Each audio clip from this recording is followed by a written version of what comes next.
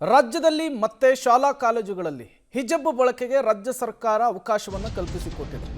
ಇದೇ ವಿಚಾರ ಈಗ ಪರ ವಿರೋಧದ ಚರ್ಚೆಗೂ ಕೂಡ ಅವಕಾಶವನ್ನು ಮಾಡಿಕೊಟ್ಟಿರುವಂಥದ್ದು. ಯಾವುದೇ ಕಾರಣಕ್ಕೂ ಆದೇಶವನ್ನು ವಾಪಸ್ ಪಡೆಯಲ್ಲ ಅಂತ ಹೇಳಿ ಶಿಕ್ಷಣ ಸಚಿವರು ಮತ್ತೊಮ್ಮೆ ಪುನರುಚ್ಚರಿಸಿದ್ದಾರೆ. ಶಿಕ್ಷಣ ಸಚಿವ ಮಧು ಬಂಗಾರಪ್ಪ ಅವರು ಪಬ್ಲಿಕ್ ಟಿವಿ ಜೊತೆಗೆ ಮಾತನಾಡಿದ್ದಾರೆ. ವಿರೋಧ ಮಾಡೋರು ಮಾಡಲಿ, ನಾವು ಯಾವುದೇ ಕಾರಣಕ್ಕೂ ಆದೇಶವನ್ನು ವಾಪಸ್ ಪಡೆಯಲ್ಲ. ಕಾಂಗ್ರೆಸ್ ಪ್ರಣಾಳಿಕೆಯಲ್ಲಿ ಮಾತನ್ನ ಕೊಟ್ಟಿದ್ದೇವೆ, ಅದರಂತೆ ಹಿಜಾಬ್ ಜನಿವಾರಕ್ಕೆ ಅವಕಾಶವನ್ನ ಮಾಡಿಕೊಟ್ಟಿದ್ದೇವೆ. ಯಾರ ಓಲೈಕೆಗೂ ಕೂಡ ಆದೇಶವನ್ನ ಮಾಡಿಲ್ಲ ಅಂತ ಹೇಳಿ ಮಧು ಬಂಗಾರಪ್ಪ ಅವರು ಮಾತನಾಡಿದ್ದಾರೆ. ಯಾವುದೇ ಕಾರಣಕ್ಕೂ ಆದೇಶವನ್ನ ವಾಪಸ್ ಪಡೆಯಲ್ಲ ಅಂತ ಹೇಳಿ ಮತ್ತೊಮ್ಮೆ ಪುನರುಚ್ಚರಿಸಿದ್ದಾರೆ.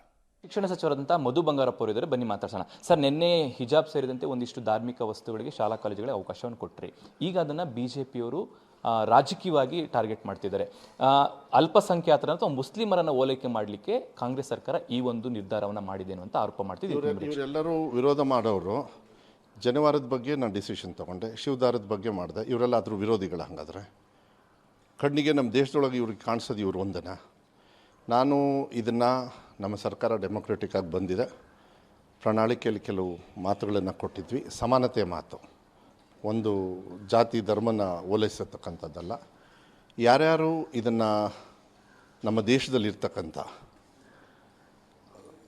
ಸಾಂಸ್ಕೃತಿಕ ವಿಚಾರಗಳನ್ನು ಅವರ ಸ್ವಾರ್ಥಕ್ಕೆ ಉಪಯೋಗ ಮಾಡ್ಕೋತಾ ಇದ್ದಾರೆ, ಮಕ್ಕಳ ಭವಿಷ್ಯಕ್ಕೆ ಧಕ್ಕೆಯನ್ನು ತರ್ತಕ್ಕಂಥ ವಿಚಾರಗಳನ್ನು ಮಾತುಗಳನ್ನು ಆಡ್ತಾ ಇದ್ದಾರೆ, ಅವರಿಗೆಲ್ಲರಿಗೂ ಕೂಡ ಯಾರು 25 ಲಕ್ಷ ಮಕ್ಕಳು ನೀಟ್ ಪರೀಕ್ಷೆಯನ್ನು ಬರೆಯೋಕ್ಕೆ ಅವ್ರ ತಂದೆ ತಾಯಿಯವರು ಹೋಟೆಲ್ ರೂಮ್ ಮಾಡಿ ಎಲ್ಲಿ ನಿಮ್ಮ ನೀಟು ಪರೀಕ್ಷೆ ಕೇಂದ್ರ ಇರ್ತದೆ, ಒಂದು ವರ್ಷ ಕೆಲವರು ಓದದೆ ಕಾಯ್ತಾರೆ,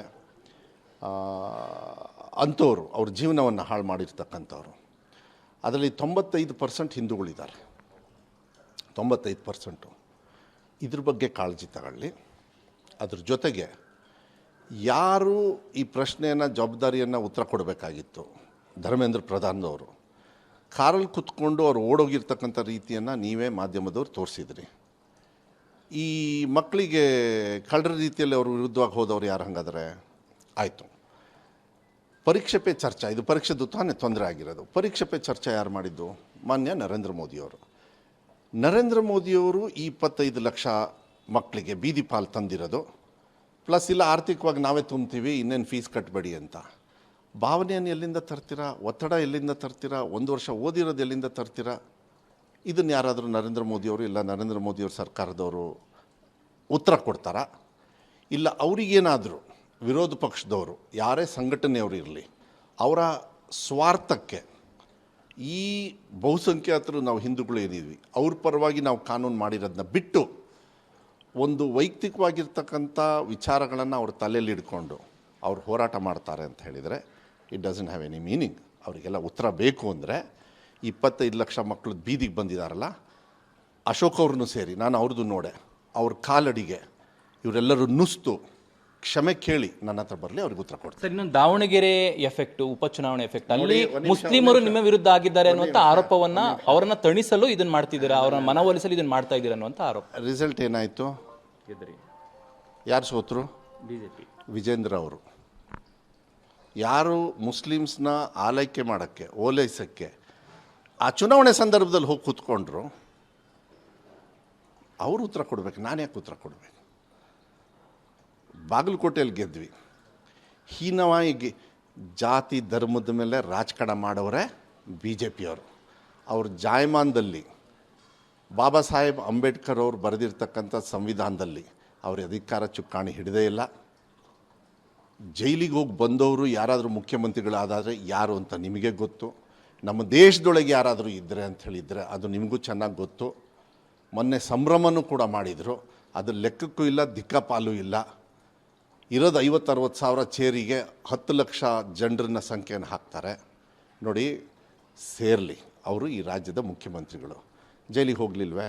ಮುಸ್ಲಿಮರು ಹೋಲಿಕೆ ಆಗ್ತಿಲ್ಲ. ಅಲ್ಲ, ಒಂದು ನಿಮಿಷ, ನಾವು ಯಾಕೆ ಮಾಡಬೇಕಾಗತ್ತೆ? ಅಂದರೆ ನೀವು ಹೇಳೋದು ಈಗ ಮಕ್ಕಳು 94% ತೊಗೊಂಡ್ರಲ್ಲ, ಅದನ್ನು ಯಾಕೆ ನೀವು ಮಾತಾಡ್ತಾ ಇಲ್ಲ? ಅದರಲ್ಲಿ ಹಿಂದೂಗಳು SC ST ಅವರು ಯಾಕೆ ಅವ್ರಿಗೆ ಹೊಟ್ಟೆ ಕಿಚ್ಚ? ನಾವು SC ST ಅವರಿಗೆ ಮತ್ತು ಹಿಂದುಳಿದವರಿಗೆ ಮೈನಾರಿಟಿಯವರು. ಇದು ಶಿಕ್ಷಣ ಸಚಿವ ಮಧು ಬಂಗಾರಪ್ಪ ಅವರ ಮಾತು. ತಮ್ಮ ನಿರ್ಧಾರವನ್ನು ಸಮರ್ಥಿಸಿಕೊಳ್ಳುವಂತಹ ನಿಟ್ಟಿನಲ್ಲಿ ಮಾತನಾಡ್ತಾ ಇದ್ದಾರೆ. ಬಟ್ ಮುಖ್ಯವಾಗಿ ಮಕ್ಕಳಿಗೆ ಬೇಕಾಗಿರುವಂತಹದ್ದು ಕೇಸರಿ ಶಾಲು ಅಲ್ಲ, ಹಿಜಬ್ಬು ಅಲ್ಲ, ಒಂದೊಳ್ಳೆ ಶಿಕ್ಷಣ. ಆ ಶಿಕ್ಷಣ ಕೊಡುವಂತಹ ನಿಟ್ಟಿನಲ್ಲೂ ಕೂಡ ಒಂದಿಷ್ಟು ಕಾರ್ಯಗಳನ್ನು ಮಾಡಬೇಕಿದೆ ಶಿಕ್ಷಣ ಸಚಿವರು.